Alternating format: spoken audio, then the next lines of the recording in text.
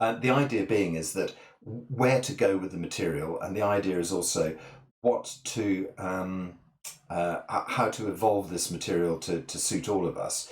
And I think that at some stage, what we need to do is to start doing standing practice online, meditation practice online. But of course, meditation practice online doesn't really work for a YouTube or for a podcast. So let's stand quietly for an hour. You might feel that you've been slightly cheated on your podcast if all you do is get an introduction saying, "Hello, I'm Jeremy, and now we're going to be quiet for an hour." That might not, be the most fascinating podcast for anybody driving up the M6. So I'm sort of thinking about material, but I'm also thinking about what's important for us as a group as well. And I think that the idea of having some sort of deeper practice is really good. And so having worked with Teach Away, let me just see what Tony's popped up into the box there. Hold on a second.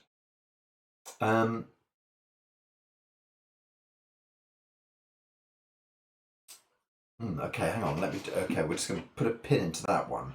Let me just see what Tony's said here. Yeah, lovely. I see exactly what you're saying.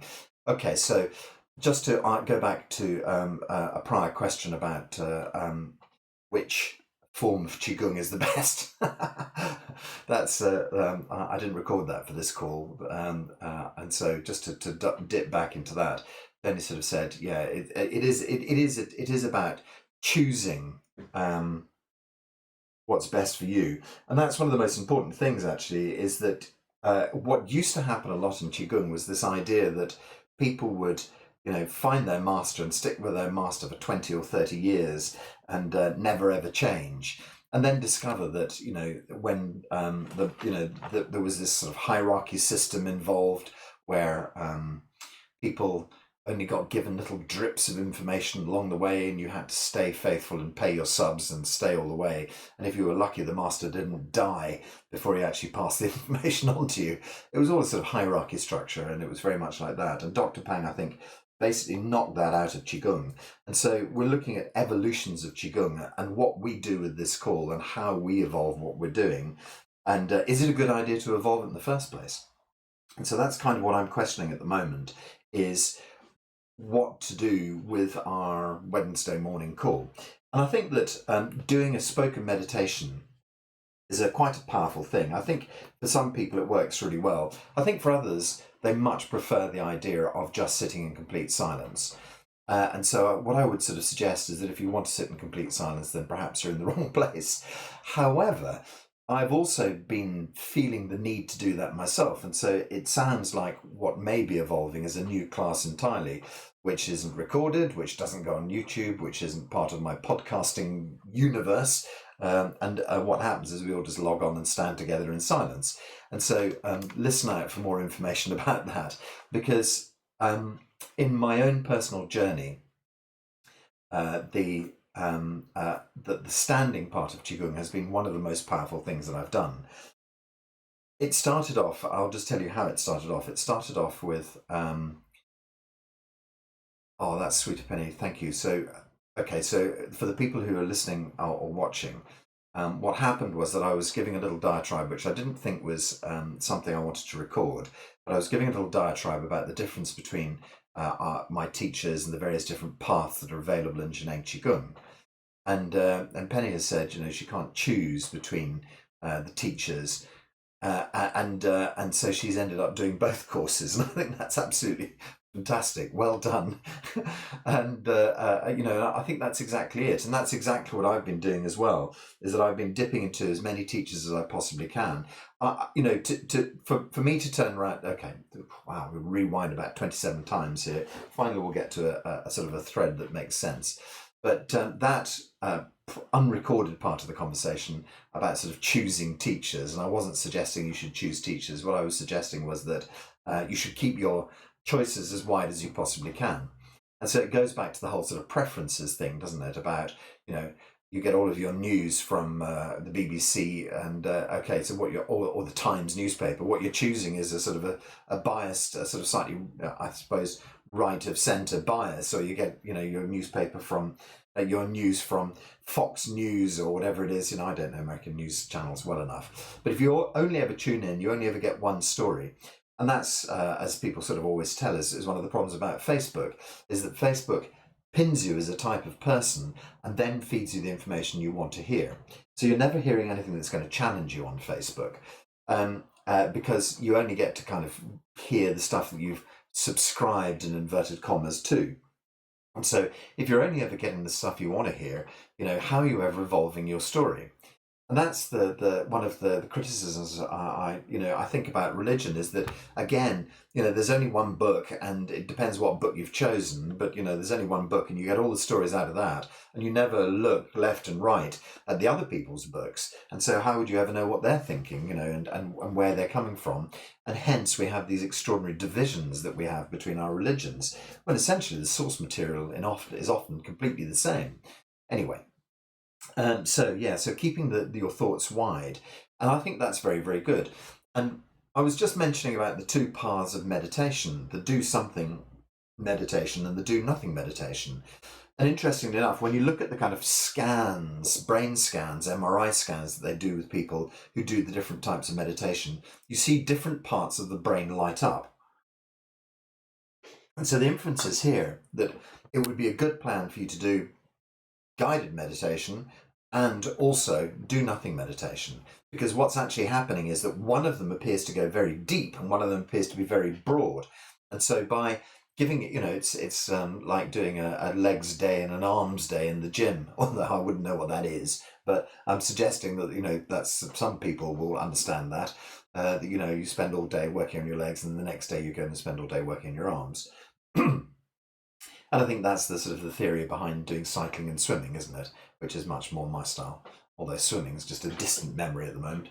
I do laps of my bath instead. So we have this these two separate paths. And interestingly enough, in Zhineng Qigong, for the people in the UK, in the US, wherever you may be watching from or listening from, it's different. But in the UK, we've tended to have two separate sort of teaching groups. One is called Dao Hearts, and one is called Dao Qi. Sorry, Lu and Ling, I haven't done your website. Dao Qi World. Any justice there? I'm sure it's called DaoQiWorld.com. So the sort of the two separate sort of schools, as it were, which we've had access to over here. And of course, the World Wide Web and Zoom and things like that open up much more access to us. But it appears that those two schools do seem to have two different kind of pathways. One of them seems to be much more about guided meditation. The other one seems to be much more about do nothing meditation. And I think that possibly, as you've said, Penny, one of the great ideas is to actually subscribe to both schools and not limit yourself, because then you're getting two different people's opinions on the same tool. And if you listen to any of our Chinese teachers, they frequently talk about the same thing, but they'll come at it from a different angle each time.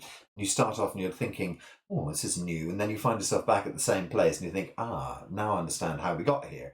But it's a new perspective on the same sort of kernel material, as it were. And I think that's really important for anybody who's following a Qigong path, is not to get stuck in your ways. God, the idea that you might think, that we're all going to be on this call in 30 years' time, what I'm really hoping is that, you'll all have turned around and said, oh, God, I've had enough of that, Jeremy. I'm going off to teach my own stuff, or I'm going off to find something new, or I'm going to go off and invent a whole new cult. No, please don't do that. And just let's point out, this is not a cult. This is only a YouTube. You're not forced to be here. Or a Zoom call. You can leave at any time. Check out, but you can never leave. Okay, so paths in Qigong, choose your own path. What I'm suggesting is that what we're going to do is that the idea is growing right here in my brain, that I will develop a sitting and standing meditation. Thank you, Tony. Tony's added, if it's not a cult, I want my money back. Sorry, Tony, I'll refund you almost immediately. The idea is that I think what we need to do is we need to spend more time in solitude and quiet. In group quiet. And so I think that I will develop a time, and I'll let you all know when we can do either sitting or standing silent meditation. And actually, I suppose the thing that works, reasonably well is to have something like Dr. Pang's, Hunyuan Ling Tong music playing in the background, so at least we can meditate along and know that the call hasn't ended and we're not sitting on our own in total silence. So watch out for that. I may have to move house first, which is happening on Friday, and then I'll start thinking about how to develop Qigong world a bit further. So my commitment to continuing to sort of waffle on for a little bit longer on these calls, and my commitment to doing some sort of guided meditation work, is still here. And so I had a text that I wanted to look at, which briefly caught my attention the other day. And I thought to myself, oh, that's interesting. Maybe I might just have grab that and steal some material from another author. And this was a marvelous article I found, which was called 13 Things to Be Willing to Lose if you really want to change your life for the better. I thought, wow, that's a brilliant thing. What a clever idea. So I get a lot of my material from a website called Medium. So I write articles on Medium, and I publish, sort of my thoughts as they appear. But also, I research other material to see what other people are thinking out there. And this was a lady called Brianna Wiest, I think is probably her name. And she wrote this article a couple of years ago, and it just sort of popped up, and I thought, oh, that's interesting. I quite like that. And so she supported each of these ideas. Obviously, what she's done is some mental inventory, and thought, if she wants to loosen the things that are holding her back, what is she going to do to unpick those bonds that hold her in place? And that's exactly what we've been doing in Zhineng Qigong, obviously. For us, you'll see how these things fit into the framework setting that we have. And the framework setting we have is this idea of secondhand information, stuff that's been piled into our lives, self-image, stuff we've invented for ourselves, and then the ego, and as discussed in much depth, all of those blend into each other, and they can easily become one, can become the other, and so forth. You can't quite see where the boundaries are. And so the first thing that she says that you have to be willing to lose is your pride. And then she quotes Carl Jung, which she says, "Through pride we are ever deceiving ourselves, but deep down below the surface of the average consciousness, a still small voice says to us, something is out of tune." And I think that was a really lovely quote, and I thought it was absolutely perfect. And that still small voice, of course, is what we always talk about, which is our true self. So deep down inside, the true self is saying, hang on a minute, are you sure about that? Are you sure about this aspect of you? And about your pride. And so pride, as we all know, comes before a fall. And the idea of where does pride fit into our structure? Pride is definitely something you've been given. And it's, you've been told that being Scottish is, fantastic, and which I discovered is not quite as good as it was billed to be. In fact, nothing has quite lived up to expectations on, or the religion, it's fantastic, and then you find, no, not quite. And all the things that you've been told, I'm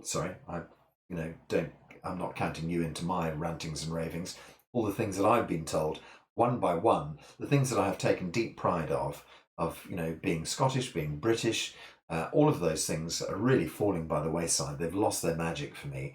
To look at this idea, I don't particularly care which side of the Brexit fence you stood on. It's entirely up to you. But the idea that there's any separation between us is totally ridiculous to me. I always thought we would be better to be together, because being a family is always going to be better than sort of, being split apart. But, the idea that the whole sort of Brexit thing was sold to us very much an idea of pride and making Britain great again. And we can see in America that Trump is, making America great again. And it's all these sort of ideas about harking back to the past and trying to capture past glory and to reinstill pride. But it does instill separation. And any separation of any sort is impossible. I am you, you are me. We are so intimately in this human soup that it's just not possible to make these divisions. And of course, pride, and then what we're talking about is borders, then we're talking about freedom of movement, and we're talking about restricting people's freedoms. And the truth of the matter is, when you look at borders and things like that, nobody wants to leave home. Nobody ever wants to leave home, given the choice. If I could still be up in the Scottish borders, living in that beautiful verdant landscape, I would be, but it's not been physically possible for me to work there because industry moved. Things changed, and things changed. That's fine. But, ultimately, it would have been lovely to still be up there. The people who flood into the UK from Syria or wherever, nobody wanted to leave Syria, except, have you looked at Syria recently? Would you want to stay? Why is that happening? Because somebody's bombing the crap out of the place. Of course they want to get out of the country. But if somebody hadn't bombed it, I'm sure they'd all want to stay there. I don't think anybody ever wants to leave home. Why do you want to leave your beautiful homeland in Africa? Well, the reason is that someone keeps shooting at me. Okay, all right, I understand. But if we stop shooting at you, will you stay? Yes. Can you help me to farm? Okay, no problem, I'll stay. It's as simple as that. So we have the technologies to turn Africa back into the breadbasket of the world.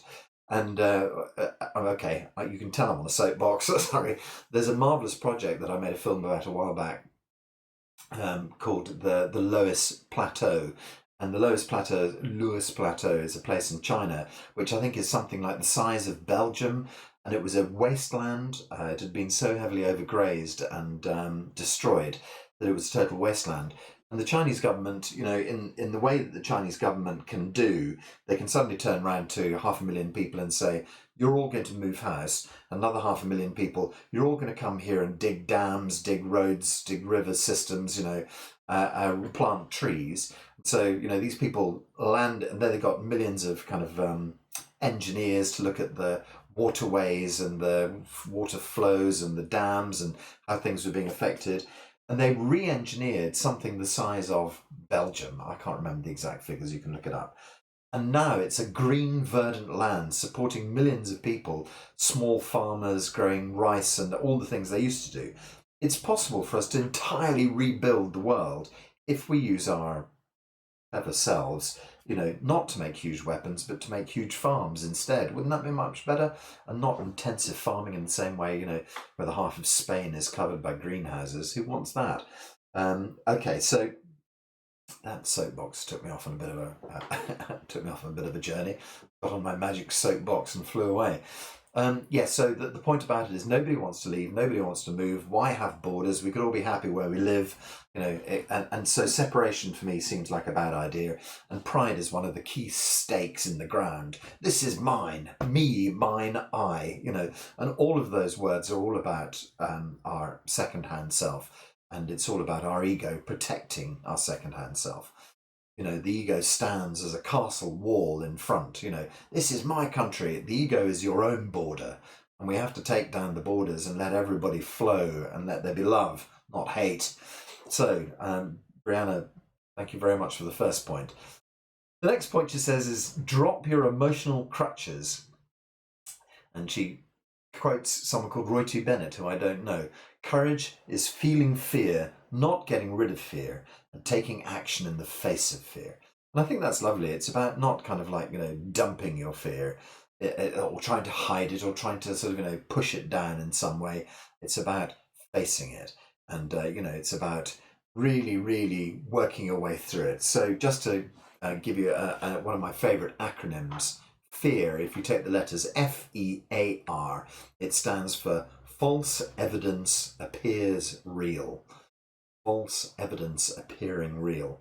And that's it. And so often you step up to fear and you look fear in the face and it melts and it just becomes something, that you built up beforehand. And so that in its own way is second-hand information. Self-image in our Zhineng world. It's the kind of things that you build up for yourself and you think to yourself, oh my goodness, going to the hospital is going to be so terrifying. I'm going to be so terrified. When you get there, there's friendly faces around you and they say to you, there's nothing to worry about, and they help you, and you wander out and you think to yourself, oh, blimey, what was that all about? Why did I get so scared about that? But we can talk ourselves into it. We can stay small, we can be afraid, we can allow ourselves to be controlled and not taking action. These are all, symptoms of not wanting to lose the familiar, I suppose, the dependable. But ultimately, what we have to do is to, it's that old story of sort of do something that scares you every day, and then you find yourself breaking your old molds. And I saw something very interesting when I was working about shyness, and it was a woman who had challenged herself to do something to challenge her shyness every single day. And so ultimately, what she was doing was that she was saying, right, I'm going to go into that cafe and sit down with that lady and just start a conversation with her. I'm going to go up to that bloke and ask him for a date. I'm going to go and ask the neighbour if I can borrow the lawnmower. I'm going to, and every single day. And so what she was doing was called rejection therapy. And rejection therapy, amazing. And then she said, the times that people didn't reject her, astonishing things occurred. The times that people did reject her, she got used to it and just kind of was able to deal with the rejection. She just thought, oh, well, fair enough, if you don't ask, you don't get. I think it was a very, very powerful tool. And then she looked back at her time. She'd given herself, I think she said something like, 30 days, every day I'm going to get a rejection. I'm going to go out looking for a rejection. And I thought that was a really, really interesting thing to do. And she basically said that she looked back, a few months later at those times, and she realised that the roots that had grown from the time she didn't get rejection, like a new friendship, a new relationship, a new job, whatever it might have been, that just by asking people, that had actually come out of it, the positivity that had come from it. And the negativity, she just kind of said, well, okay, that's another one, chalk it up on my board, keep a list of them. And when I get to the end, I'll see how many wins I have. She might have had, 10 wins and 20 rejections, but of the 10 wins, there were some extraordinary things that come from it. So back to the article, the lady says, your avoidance techniques. So she goes to Chuck Palahniuk.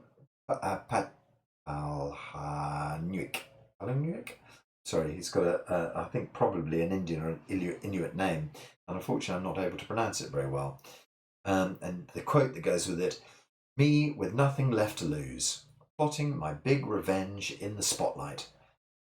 Give me violent revenge fantasies as a coping mechanism.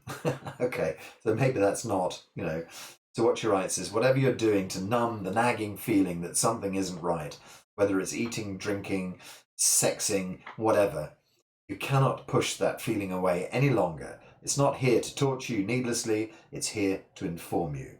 It's here to instruct you. The first step is to remove the coping mechanisms. The second is to listen. And I thought, I really thought that was a very powerful little idea.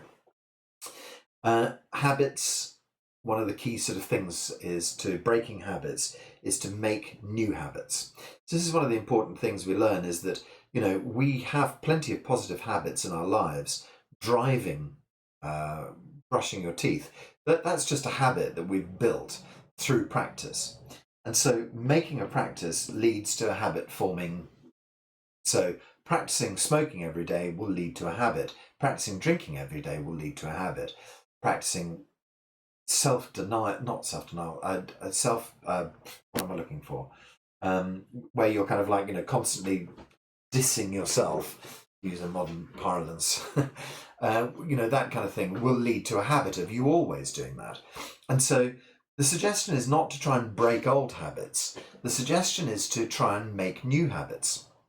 And so if, for instance, you find that what you're doing is you're always going to the freezer to pick up an ice cream, then what you do is you think of something more healthy. So perhaps you'd make a sort of, juice, your own juice ice cream. Okay, sorry, you can see I haven't thought this one through, but make it like sort of a frozen smoothie or something like that, and put those at the front of the freezer so that when you open the drawer, they're there and you can just take one very easily.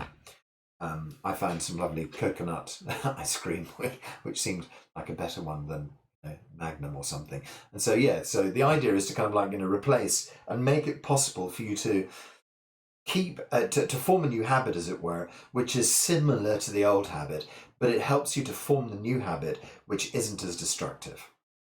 And so it's about getting these kind of coping mechanisms out of the way. It's about changing the way. So rather than, in the cupboard where you keep the chocolate, keep the nuts, there at the front. And so when you open up the cupboard, you just take a handful of nuts and walk away, and that's a win. You haven't eaten a bar of, a Mars bar. Instead, what you've eaten is a handful of nuts. 9 times out of 10, your new habit will slowly become, something you can do. So it's about knocking down the things that you do. But I suggest rather than try and smash them, you try and form a new habit, which is a positive one. Rather than, I don't know, I'm trying to think of something. Rather than lying on the couch to watch another movie, make it your habit at 6 o'clock to get up and, walk around the block. And so that you set a timer on your watch that goes beep beep beep, or make that Alexa thing sort of go, Jeremy, it's time for your walk. Something like that. Whatever it is, find some way to remind yourself that there's something to be done instead of the habit. Because coming home from work and collapsing on a couch and switching on the TV, coming home from work and opening the bottle of wine, that is a habit. No matter what you say, it's a habit, and it becomes an addiction, the more and more you do it, I suppose. So the point is to put a new habit in place. A good habit rather than a bad one. Ditch your hedonism, she says. She says, pleasures will never make us whole. And whoever Eric Greitens might be, he's absolutely right. We have the whole sort of thing about hedonism, which is another way. It's just the same filter from the one before. It's about, diving into things to make yourself not feel so bad. So, on the whole subject of replacing hedonism, replacing habits, one of the most important things that I ever did in my life was replace that with Qigong. And, I've told the story a million times about getting up first thing in the morning, and rather than going back to bed while I was waiting for my bath to run, I would do a Qigong exercise. And that became a habit. So to think, right, what happens is I walk into the bathroom, I switch on the tap, I do 5 minutes of Qigong, shave, teeth, bath, work, and that just became what I did every single day. And then on a Saturday and Sunday, it just branched out somehow. I just thought, well, rather than do my Qigong exercise here, I'll do it out on the back deck. Excuse me, I'll have some tea. And so the positivity of the weekly Qigong exercise built out into a weekend exercise, which became a habit as well. And so by putting those things in place, you can just negate the worst of your habits. And interesting enough, my morning Qigong, I discovered eradicated my morning coffee habit. So I would need my coffee to get into work. I'm not saying there's anything wrong with coffee, you can be a coffee drinker. When I say there's nothing wrong with coffee, if you listen to Dr. Young, who is someone I've worked with in the past, he's him of the super greens theory. He basically shows you a little cup of espresso, and he says 1 cup of espresso requires 30 cups of water to wash it out of your system. Its pH value is 5 point something, and your blood should be 7.4. And so, I'm not, you can make your own decisions about coffee. Anyway, I managed to stop coffee by doing Qigong. And then I managed to stop smoking by doing Qigong, and apparently drinking as well. Who knows how that happened, but it just sort of happened. I'm going to, credit Qigong with that as well. Anyway, so that's it. Ditch your hedonism. Okay, so here's an interesting one. Your comfort zone. Ditch your comfort zone. Comfort zone is a psychological state in which one feels familiar, safe, at ease, and secure. You never change your life until you step out of your comfort zone. Change begins at the end of your comfort zone. So I think that's a really interesting little phrase, that one. And, quote, sorry. And I have various other quotes. New beginnings are often disguised as painful endings. And then I think you've heard me talk about love being stasis and hate being movement. And I think that's also true. That's very black and white. But it is this idea of yin and yang. And I really think that, we have to look at those sort of changing factors in our life. If what you're trying to do is keep your life absolutely static, you're really not opening yourself up for any change at all.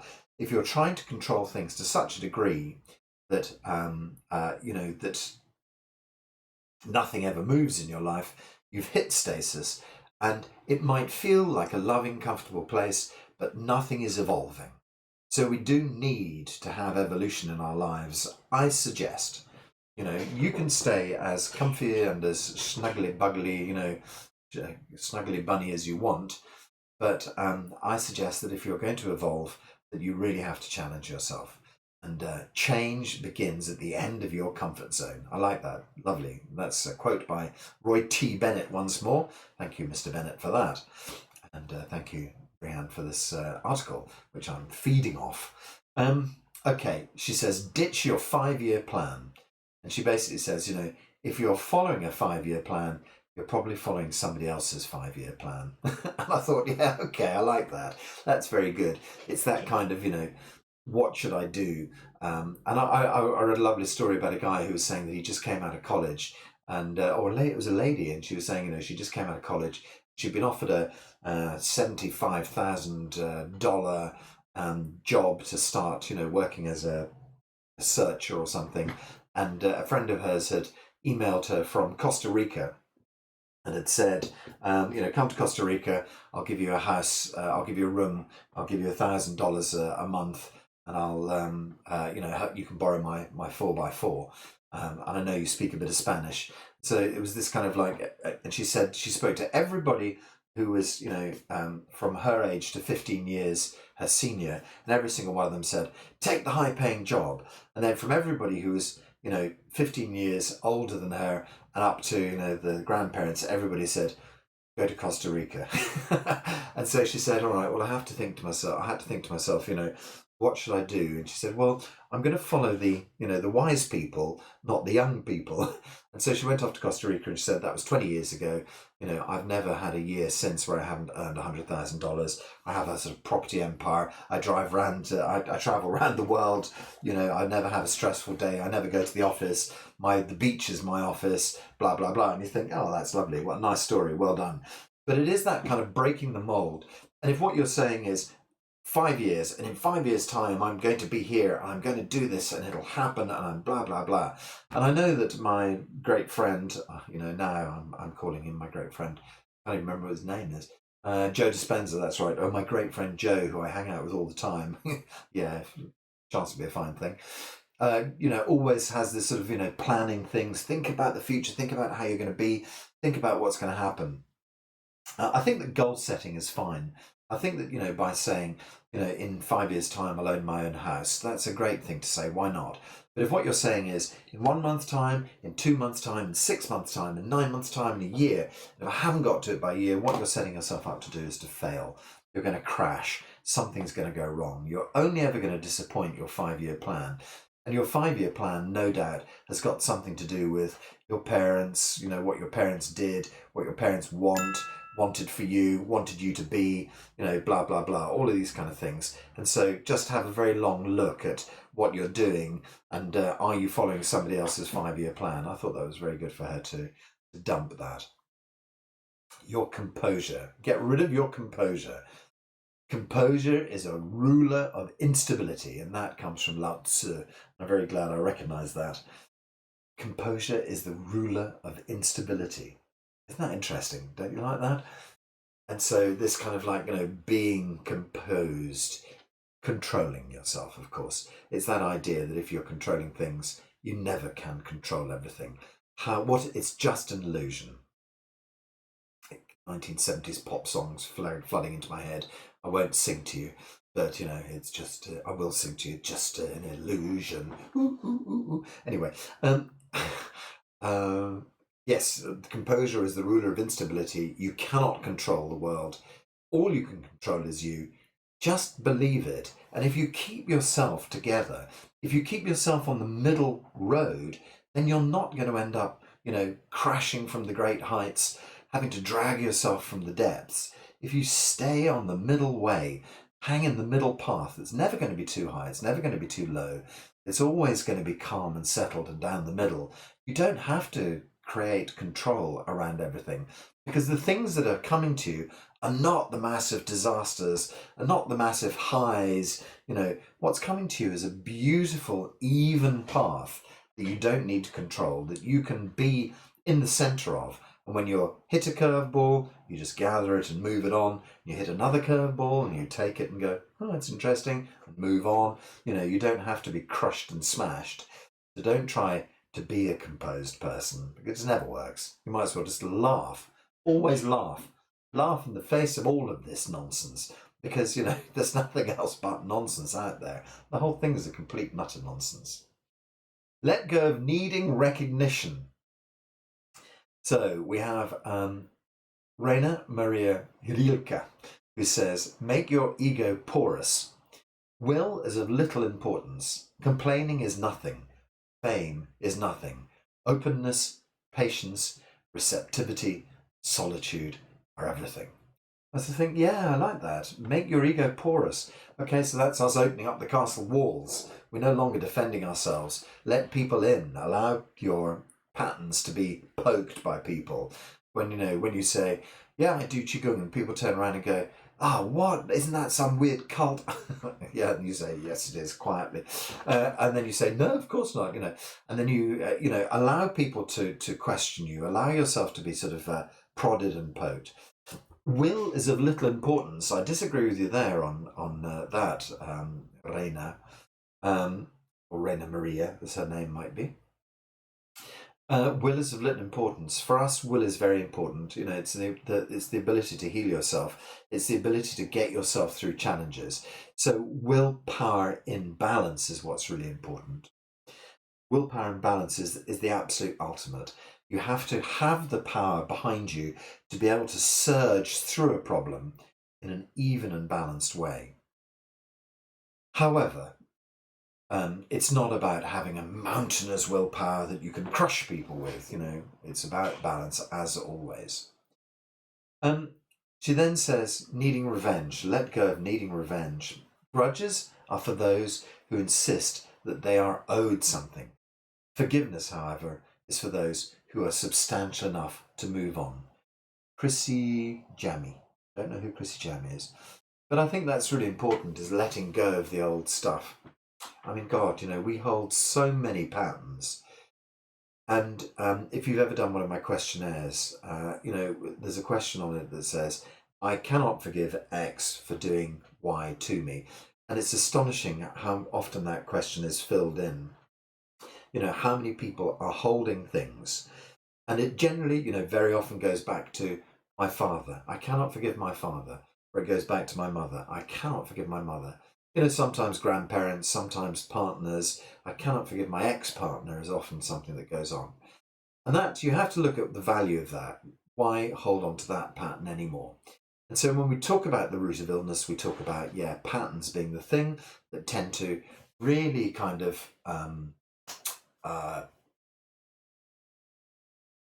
form chronic illness in us. And so going around the same old leads to your body being out of balance, leads to you being sick. So if you're holding a grudge against someone, if you can answer the question, I cannot forgive X for doing Y to me, if you can still answer that question, then there are things that you really, really have to look at in your life. If you can look at the question and think, I cannot forgive, and genuinely, with your hands on your heart, and say, there's nobody who I haven't forgiven, then congratulations, you've passed the test. But if there's even one person who needs forgiving, you really need to look at compassionate ways of forgiving that. Let's have a look at number 10. Okay, so that makes me think that we can work on Way stuff, because you guys are following Teach Way online. And out of interest for anybody who doesn't know what we're talking about, Teach Way is a Chinese teacher from a school called Dao Hearts. If you search for Dao Hearts and Teach Way on Google, you'll get led to their website. And he's very kindly put up a resource there, which is called, I think it comes under kind of like, free courses or free downloads. You navigate your way through, and I think what you do is you give them your email, no problem, hopefully, and then you receive their, you can then download their, it's called his Mingjue Consciousness Meditations, something along those lines. So Just do a little bit of plugging in the middle of this for another teacher. So what I'm saying is that it's easy enough to go and grab Teacher Wei's Mingyue meditations. And so I think what we'll do today, having featured, and some of you guys are working on his call that he's running at the moment, which is going up onto a YouTube somewhere. You'd have to go and find Teacher Wei Mingyue on YouTube, see if it's there. But needing revenge on someone, that is all about compassion. So I think that once more, we'll just do the compassion meditation one more time today, and then we can look at going back onto, expanding our own sort of Mingyue experiences here on this call next week, or perhaps something else. But today is we're going to complete with doing some compassion meditation one more time. Completing this little part here, obeying your inner demons. Let's see what else she has to say. Your demons are just parts of yourself you have not yet learned to love. Okay, I think that's a nice little quote. I'm not quite sure. I think that might be her own quote, actually, to be fair. And well done, Francis, if it is. But it's exactly that. Some of you have heard me talk before about parts therapy. Parts therapy was developed in the 1950s by a hypnotist. And essentially what he does is he dialogues various parts of you in your body. And so he puts you into a deep hypnotic trance, and then he says, which part of Jeremy would like to defend the position of Jeremy wants to keep smoking? So he makes a debate out of it. And then, one voice turns up, and you, in a hypnotized state, you start to say, well, I think that, it makes Jeremy feel less stressed, and it makes Jeremy feel, less blah, blah, blah. And so, you have the one side of the dialogue, and he says, okay, we've heard what you have to say. And then he says, which other part of Jeremy would like to stand up for quitting smoking? And then the other part of the dialogue is, comes out of you. And clearly they're just facets of yourself. They're stories. And it fascinates me to look at that, because then I look at people who have multiple personalities, schizophrenia, and I think, yeah, the boundaries just between schizophrenia have obviously just become slightly kind of, whatever the structure is that hold these different parts of us. And each of us are made up of 1,000 different masks. Apparently the control over those masks has just become a little less, or perhaps on Western medicine, the part of the brain that controls those, the bunches of neurons that hold those masks in their separate places have just become, dissolved a bit, and all of them are coming through at the same time, or each of them think they have a right. Perhaps that's what's happened in schizophrenia, is that the one that, the uber controlling mask has got broken in some way, and the others just come, flooding through. So we have the parts therapy, and I think this is it, these are our demons inside, and, it's just this idea we haven't yet embraced those, embraced those demons. We haven't yet learned to love those demons fully. So,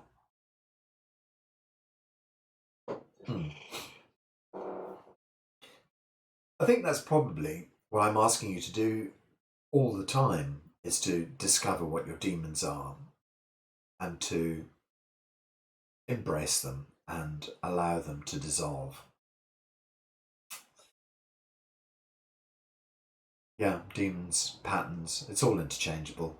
Dissolve your patterns that you don't like as a demon, then when that lets go, you break through. Point number 11, let go of certainty. If a man will begin with certainties, he shall end in doubts.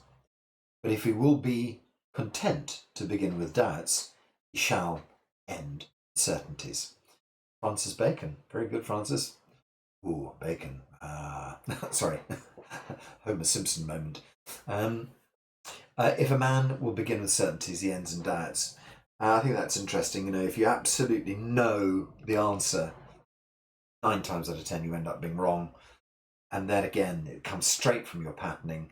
My father told me this was the case. My brother told me this was the case. Let's see, from from my perspective, that all English English people are whatever, and I mean okay, I'm just going to say something here now. A pattern that English people seem to have, They talk about Scottish people. There's always a joke about Scottish people being tight-fisted, not being generous. And I have to just tell you that I think we're one of the most generous nations on earth. You just have to understand us properly. Okay, so there is a certainty that some English people might hold about Scottish people.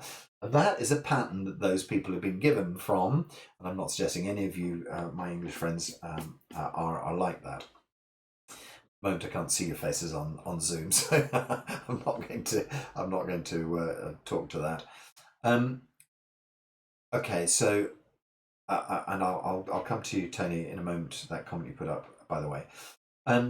So there's this, it's a sort of standard joke, and every nation has jokes about other nations. The British people joke about the Irish people, the American people joke about the Mexican people, blah blah blah, and so it goes. But those are the kind of certainties that we have in our lives about, perhaps another nation being just like that. And then, of course, the second you arrive there, you discover that your certainties are completely wrong. That all the things you thought were true are just not the case at all. And so letting go of your certainty is a very powerful tool. Letting go of the old ideas you had about what your life would be like. Okay, so whatever it is you're seeking won't come in the form you're expecting. That comes from Haruki Murakami. And he says, whatever it is you're seeking won't come in the forms that you're expecting. This is pretty much, to my mind, pretty much the same sort of thing that we've been looking at before about trying to control life. You never, you never can control life. And the other thing is saying to the universe, I want £1 million, and then realizing that actually your life has become rich beyond belief, but it ain't to the tune of £1 million. It's actually you have a whole new job and a whole new wife and a whole new life and a whole new whatever it might be. And that, the universe has delivered something extraordinary to you, but it wasn't a check for £1 million from the lottery. So you never ever get what you expect it to be. You just have to carry on your life and be as happy as you possibly can and accept whatever comes to you. The last point she makes is your attachments. You have to let go of your attachments to becoming who you thought you were supposed to be. We should not judge people by their peak of excellence, but by the distance they've travelled from the point where they started. That was Henry Ward Beecher's quote. I think that's a lovely quote. We should not judge people by their peak of excellence, but by the distance they've travelled from the point where they started.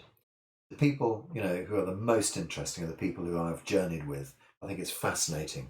The people who are on this extraordinary journey. I now look at Bill Gates and I think to myself, what a bonker. I can think of about 1,000 better terms, but clearly it's child friendly. Who knows if you want to unlock your children to listen to this? I hope you do. It's the people who have the real life experience, who've actually travelled, who have something to say, who are the people who you really want to associate with, who are the people who are truly the most fascinating. And so I think that's it. It's not about, what we have in life. It's about who we are.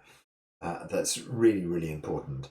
And I just wanted to say again, if anybody would like to read that article again, or yes, read it in person, I can offer you the link to it. But if not, you go on to medium.com, which is one of my favourite reading sites, medium length format reading. The lady's called Brianna Wiest, and her article is called 13 Things You Need to Be Willing to Lose If You Really Want to Change Your Life for the Better. It's easy to find. I'm sure you'll be able to find it. And it provided material for me to grab it on for idealism to become like Christ. Oh, heavens above! Really, now I've got Alan Watts playing in the background. One of the appetites of your quaking mass. I'm always a student of Alan Watts. I love him. There's a great little talk I'm listening to at the moment called "Overthinking Will Kill Your Reality." I think that's great. That's it. And so that is where we're at in our talk. Thank you, Alan, for popping in. Overthinking time is over, and it was interesting because Tony's brought a comment to the chat box. He basically said that a lot of things came up for him in the compassion meditation, and connecting deeply into the compassion. And that's interesting because that has also been echoed by the people on the call, that the compassion meditation filtered deeply into areas of their lives. So, as with all of these things, overthinking is going to lose the sort of the reality of it, as it were. But the most important thing is that you just allow these meditations to go where they go, and thinking to yourself, so often what I find when I'm working with a meditation is that, if I've said to you, bring someone to the meditation to help heal them, and you think to yourself, right, the person to bring to the meditation is definitely my mum, and then I think about it for about a second or two, and it just feels totally inappropriate, and I sort of think to myself, gosh, that was interesting. I thought I knew deep down the person I ought to be healing on, doing my healing for, and then suddenly I find that it's someone completely different, and it's really interesting for me in this compassion meditation who pops up when one of the lines says, think about someone you don't have any connection to, someone you just kind of know in daily life. It's astonishing who presents themselves. I've got a selection of people who I think might be, and then out of nowhere there's someone else completely different has presented themselves into the middle of this thought process. And then the question is, do you want to control this whole sort of meditation process too much, or are you happy to just let it flow? So the point is that when something comes to you spontaneously like that, you have to listen to it. You absolutely have to believe that that is the right information for you. And so the first thought you have about anything tends to be the correct thought. It tends to come from your absolute true self. And then 1,000 justifications, 1,000 mindset ideas pop up. And so I can't think of a good example, but let's say there's sorry, the things that pass by my window. This gentleman on a 1920s car with a deerstalker just drove past. How bizarre. Just when I was thinking about, I was thinking about a gentleman who walks past my gate 2 or 3 times a day, and we wave to each other, and he's a really lovely chap. And I know that he has various different challenges. And I thought to myself, he'd make a perfect person to do in, for my healing thing. And then when I thought about him, it lasted for about 5 seconds, and a bloke who works at the spa popped up. I thought, oh, right, okay. And so in that case, I suppose the only sort of suggestion I could possibly have for that was that the lovely guy who walks past my gate every day seems to be very happy with life, and seems to be very balanced, and seems to be and perhaps he has everything he needs, and the bloke in the spa perhaps he doesn't. And so instinctively my mind, my consciousness led me somewhere else that my mind had suggested differently. And so in a logical thought, I'd thought, Dave who walks by, he'd be the right person to help. And then 2 seconds later, Dave was done and someone else popped into the frame. And so when those things happen, you have to respect them, and you have to understand that your consciousness knows far, far better. And so this idea that Teacher Lou is kind of expanding, it's all about heart and it's all about consciousness. It's not about mind. I think that's really, really important, because logic thinking has done so much damage to our lives, and logic thinking has done so much damage to the world, that what is really required now is for us to work from our consciousness, and to work from our true selves, and to work from our heart, mind. But I think heart mind is better translated as heart and consciousness. And so you have to allow yourself to be completely spontaneous when we do these things. I think if there's any takeaway from today, that would be it. That allow your consciousness to suggest. And that is very often why my go-to is to use my pendulum. For all those who are listening, Jeremy's now holding up a pendulum. And the idea is that, that if you use a tool like that, just to say yes or no, should I take my vitamin C tablets today? Yes or no? Bong, bong, bong. So obviously in the first place, something has come up to make me think that maybe I shouldn't take my vitamin C tablets. I can't. Sorry, I've gone down a dead end. I can't think why I even suggested vitamin C tablets. Because I don't even take them, because they always, make me burp and upset my tummy. Okay, so the first question is, why would I have questioned, should I take my vitamin C tablets or not? Because quite clearly you can't go through every single decision in your life and go, shall I step out of the door? Yes or no. Shall I get in the car? Yes or no. That'd be ridiculous. You'd have to have a reason for asking it. So you think to yourself, cool, every time I take this, Barocca vitamin C, it makes me burp. Surely that can't be right, And then, of course, what you do is you read the side of the packet and say, dissolve in water, not on your tongue. Maybe that's what I'm doing wrong. But no, okay, sorry, an attempt at humour. And then you could take your dissolvable vitamin C, and you could put your pendulum over it, and it'll say no, and you think, oh, that's interesting. And then maybe 2 weeks later you can say, I wonder if I need vitamin C, and then you put it over, and it might say yes. And so it's listening to those thoughts. I wonder if. And then having something like a pendulum is really helpful to be able to just to kind of like give yourself a tiny 0.01%, nudge in the direction of yes or no, where your logic mind would have just said, well, they always say it's good to take vitamin C, so it doesn't matter whether it's making you burp, just take it anyway, and that's the sort of the logic thought behind it. I read the article in What the Doctors Don't Tell You magazine about vitamin C. It must be good for me. I'll just take it. No, perhaps it's not. Perhaps you don't need it today. Perhaps you could be better served doing something else. So when it comes to the moments, you could just nudge yourself over the edge with a little, yes or no from your pendulum. It takes a bit of practice to get used to it. But who knows how I started on this conversation? But I have no idea at all. Apologies. Anyway, it seems to have sort of developed out of yes, it's about using the consciousness to using the consciousness to listen consciously to how you should be doing your work. Yeah, okay. And so Tony quite correctly points out that most of the problems come from our subconscious mind. Okay, so the conscious, the being not in a deeper consciousness frame of mind, that's where the problems arise, because when you're just in your flighty kind of out in the world kind of mind, subconscious is constantly feeding nonsense into you. It's when you stop and you still that your subconscious is able to bring up the right things rather than the wrong things. And so it's about listening to the validity of those things. And you're absolutely right. It's about me saying, Dave is the logical choice, and then my subconscious saying, no, it's not, because I'd got myself into a quietened state.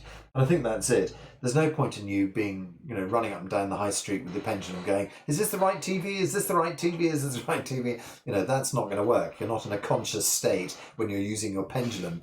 What I'm trying to suggest is that when I use my pendulum, I stop myself. And that's, I think, probably the key to it. And so when you do muscle testing, this whole sort of thing where you sort of test your arm and press it down and your body can tell you what's going on. All of these things, it's about stopping and taking a breath and allowing the right information to come to the forefront. There's 1,000 different ways to do that, but it is about stopping yourself. It's about quietening yourself for a moment to listen to what information's coming through, to feel that you've picked the right information, as opposed to just smashing your way through life heedlessly like a bull in a china shop, get the idea. So when it comes to what you want to work with these things, try and be as conscious as you can. Try and, in the still quiet moment, pick out the kind of useful things, as it were, and work with those. And hopefully you guys probably, saw from the last time the link that I put in there, and perhaps you even found their recording of what I've been using from Berkeley. I'm just going to call it up myself. So they offer a nice compassion meditation online, which you can do. You don't have to listen to me droning on for an hour. You can just plug straight into Berkeley's compassion meditation. Okay, so my promise to you is we'll set up some sort of standing sitting meditation session at some stage. However, what we're doing now is just running through our loving kindness compassion. Okay, so we might just run over our 10:30 a little bit today. Just do 20 minutes of our compassion meditation. Hopefully nobody has to rush off to the shops, their pendulum. Okay, so let's try and bring ourselves into a Qigong zone. If you work with Teacher Wei, he's got a very nice way of doing it. He realizes that a lot of the people who come to his course practice every day. He says, put yourself into a Qigong mindset. And we Qigong people have practiced that a lot. We go through the guided meditation, stilling ourselves, connecting ourselves into the ground, connect ourselves into the heavens, bring yourself inside, bring your mind inside, connect down into your belly, feel your connection to the universe, dissolve your mind, dissolve yourself into the earth, dissolve yourself out into the universe. Draw this amazing universe chi back into your body. Feel that you're at one and totally connected. And Teacher Wei just says, put yourself in the Qigong mind state. And it's the same thing. It's about thinking, I know how to get there. I can do it. Bring myself into this space very easily. And for me, I can just run through those shortcuts in a half a second. I can just remember how the Qigong state feels and pull myself into it. So it takes a practice sometimes, and perhaps it's quite nice for you to go through the whole rooting into the earth, connecting into the heavens, bringing yourself inside your body, dissolving out into the universe and drawing mind back inside, rebuilding yourself as a chi person, connecting yourself out. Perhaps that's all you need. It's 10 seconds, just connecting. Just find yourself in this Qigong state, in a comfortable sitting posture that you can sustain for about 20-30 minutes. Whole body relaxes.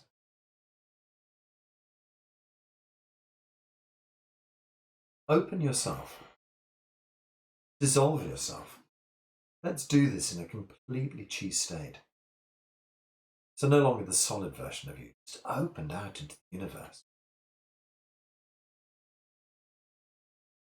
Let's connect our true self out to the consciousness of the universe. Expand and imagine yourself becoming one with the universal consciousness. Then bring that universal consciousness back to reside in the center of your head. Key to the center of every cell. In this beautiful, relaxed way, just take a few long, deep breaths in.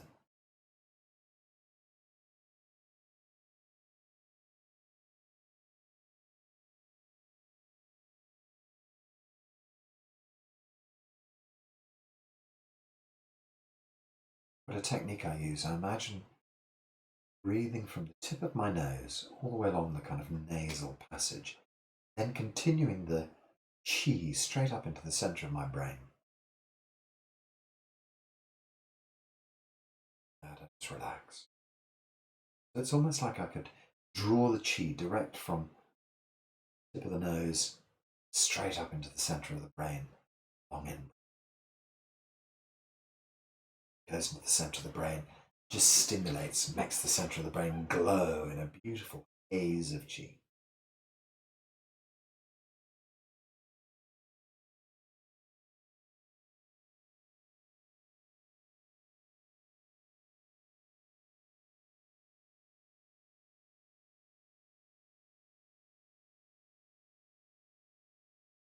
Just breathing, experiencing your breath. Just experience your heart as well. Center of your brain, chi. Center of your heart, chi. Allow these two beautiful spaces, heart and mind, as one. Gentle breathing, total connection.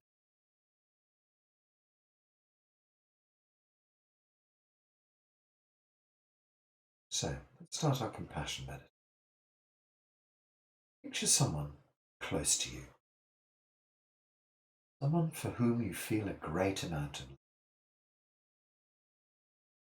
When you think of this person, feel how that love feels in your heart.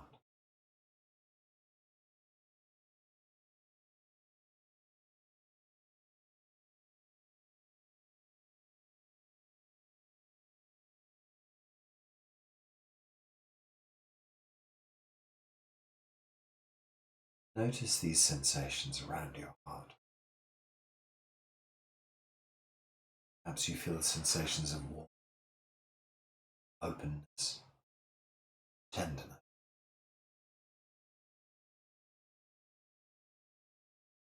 gentling. Focusing on these feelings, visualizing your loved one.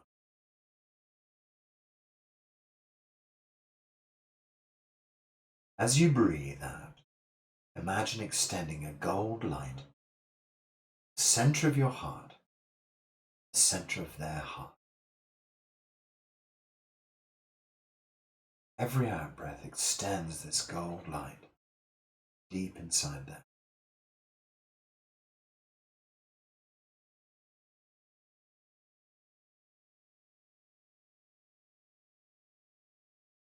To extend this gold light out to your loved one, feel that it brings them peace, happiness.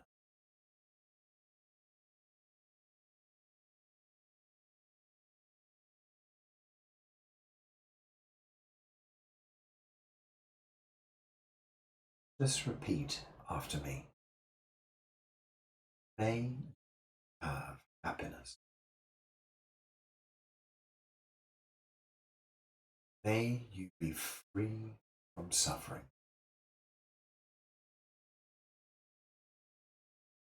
May you experience joy and ease.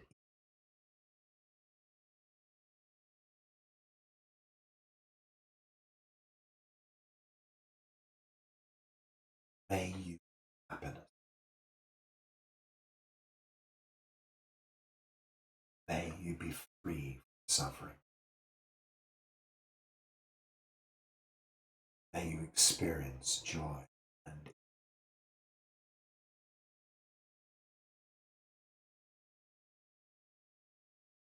May you have happiness.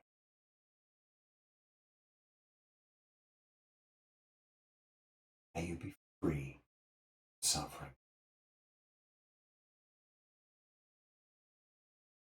May you experience joy.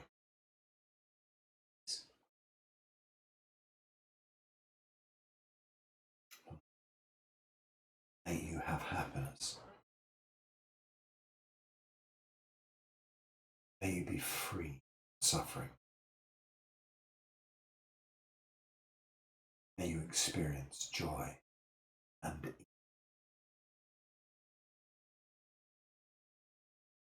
Extend this gold light deep into your loved one's heart. Feel all your heart. Wish your loved one happiness, freedom from suffering.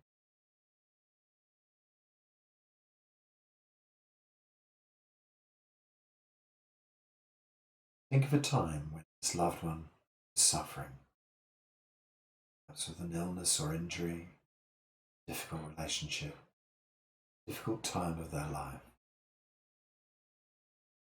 See if you can detect a change in your feeling. Think about this time. Do the sensations in your heart change at all? Feel comfort, warmth, openness, or perhaps an aching sensation. See if the quality has changed.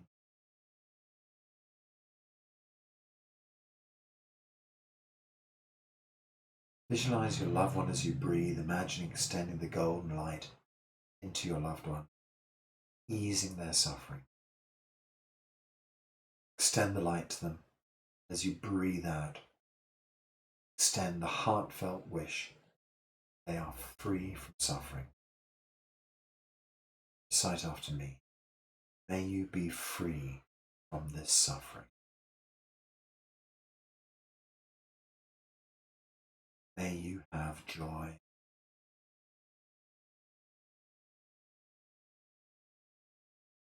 be free from this suffering.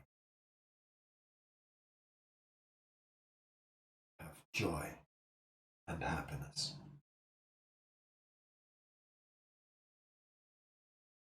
Free from suffering. May you have joy and happiness. Be free from suffering. May you have happiness.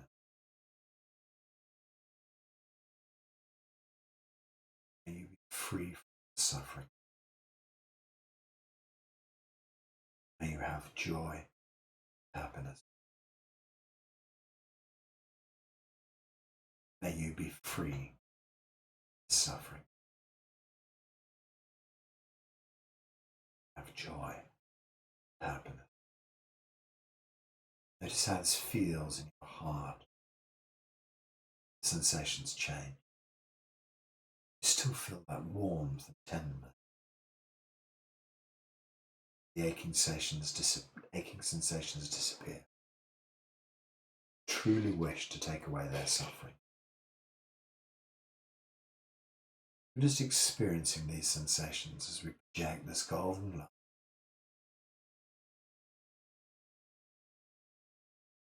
Seeing how they feel. We turn the focus inwards to think about a time when we've suffered ourselves. Sometime we've been in conflict with someone, something you haven't succeeded in, sometime when you were physically ill. Think about your heart for a moment, experience your heart, see how it feels.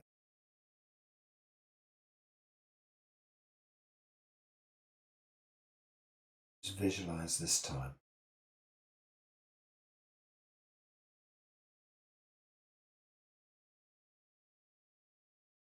Visualize the feeling of this time.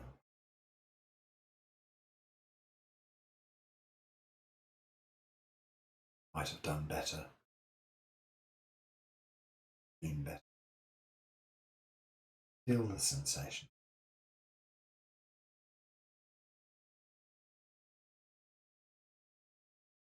Now we're going to release those sensations with our breath. Each time we exhale, feel light emanating inside you. Strong, heartfelt wish that you be free from your suffering. Just silently recite after me. May I be free from this suffering.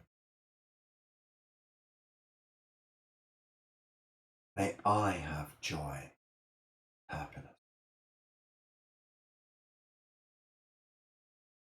May I be free from suffering. May I have joy.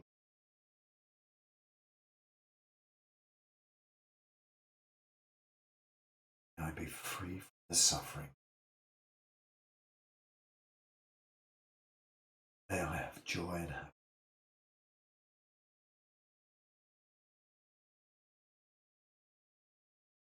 Suffering. May I have joy, happiness. These sensations dissolving inside you, bursting out of you. Rays of light return, dissipating this time, this place, these sensations. May I be suffering. May I have joy, happiness. May I be free from the suffering. May I have joy and happiness. May I be free from the suffering. May I have joy and happiness. And extending your golden light from your heart to them.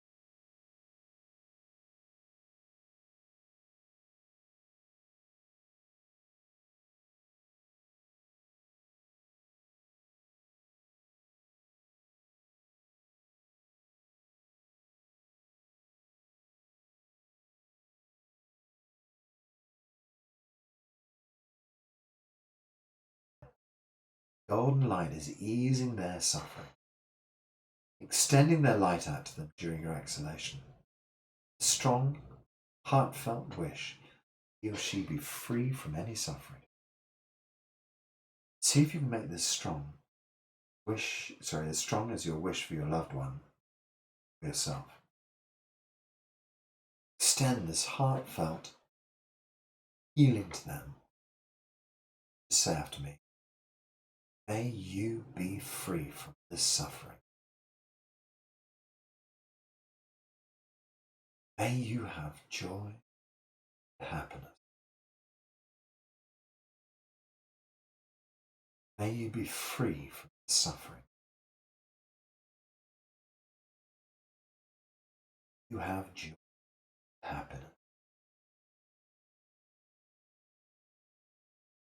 May you be free from this suffering.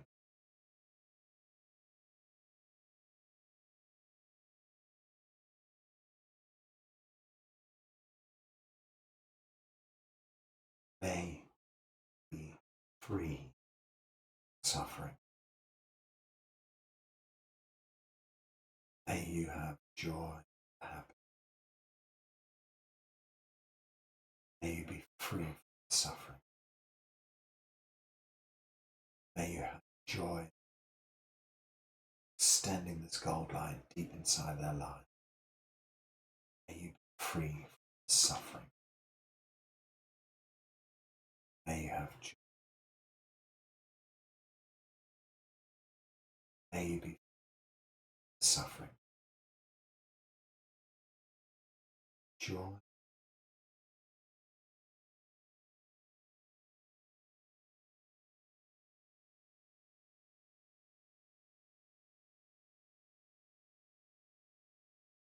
Assess the heart again. See how the heart felt during that. Perhaps you were able to move from tightness in your heart to an openness in your heart. You truly, truly wish this one's suffering to be relieved.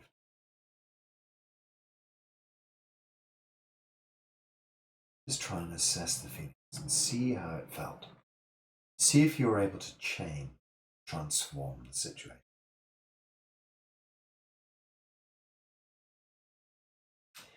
Now let's move on to compassion for an enemy. Sometimes we feel we don't have any enemies. Visualize someone with whom you've had difficulty in your life. Perhaps even back as far as a parent or ex-partner, work colleague. There's someone you never got along with. Is someone alive or dead? Although you may have negative feelings towards this person, let's try and think about how they suffered in their lives. They also had conflicts with their loved ones. They also had to deal with failure. They may have suffered illnesses. As you think about this person, these problems, see how your heart.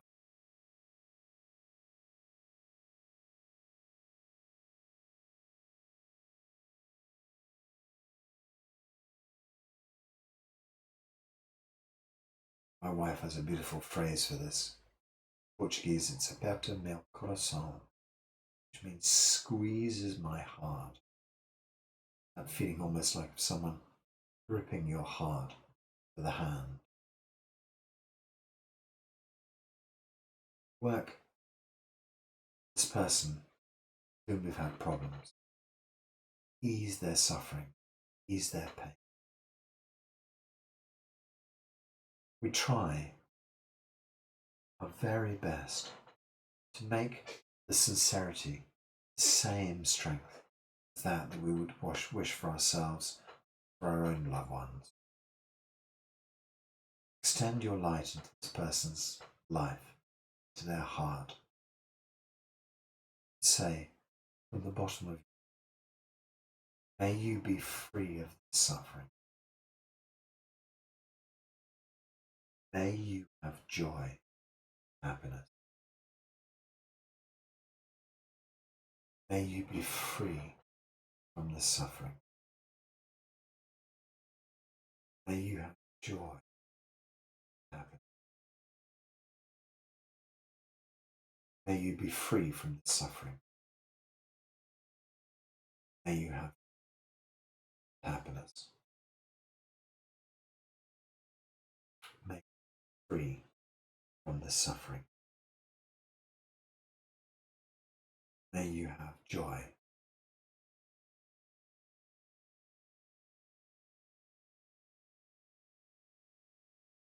Free from suffering.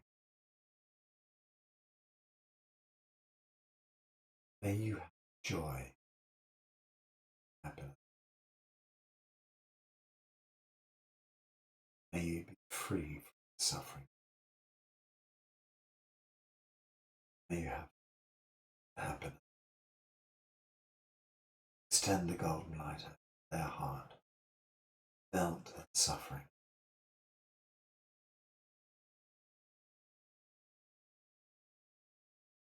May be free from suffering. Have joy in it.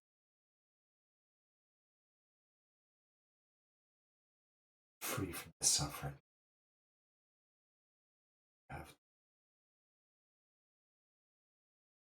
Find it difficult.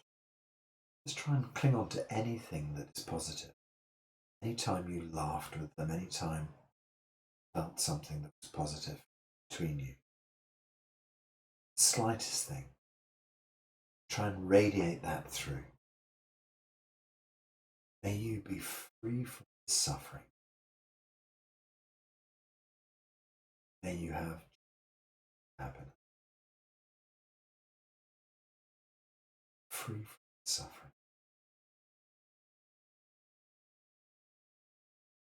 Happiness.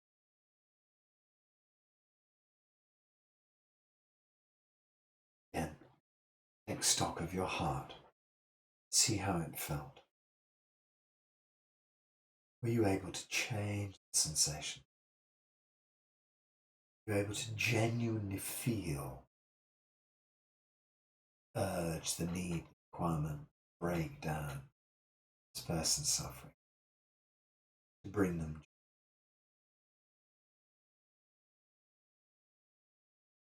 Answer yourself honestly. If you find it possible to do, come back to it again. Keep working with it till it breaks down. Finally, compassion for all beings. As we reach the end of this meditation, the wish for all beings suffering leave. Just as I wish to have peace and happiness, be free from suffering, so do all. Just as I wish to have peace and happiness, free from suffering, so do all beings. Open your heart, bask in the joy of this open-heartedness, spreading your wish to ease the suffering of all people.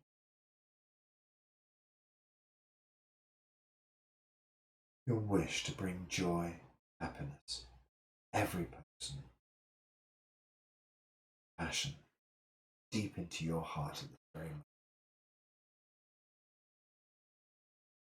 Sending passion into their lives, spreading happiness and joy. Your open heart, easing the suffering of all people.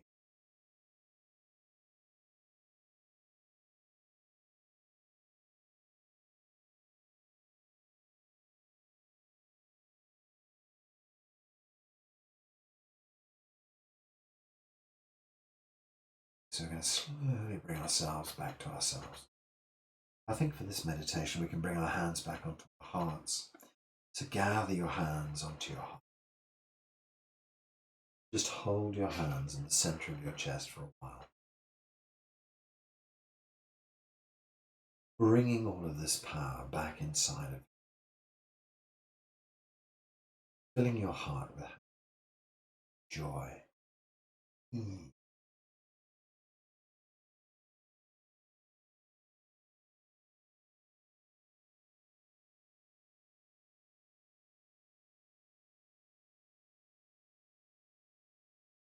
Filling your heart with happiness, joy, and ease.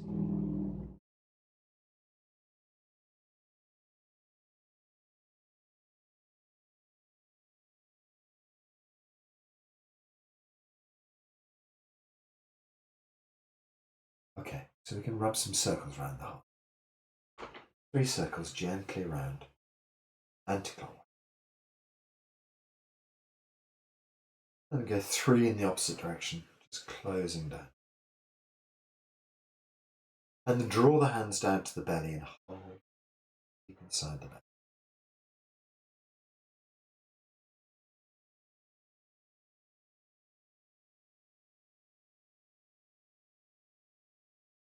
Release your hands gently to the sides. A big smile on your. Gently move your body a little bit. When you're ready, slowly open your eyes.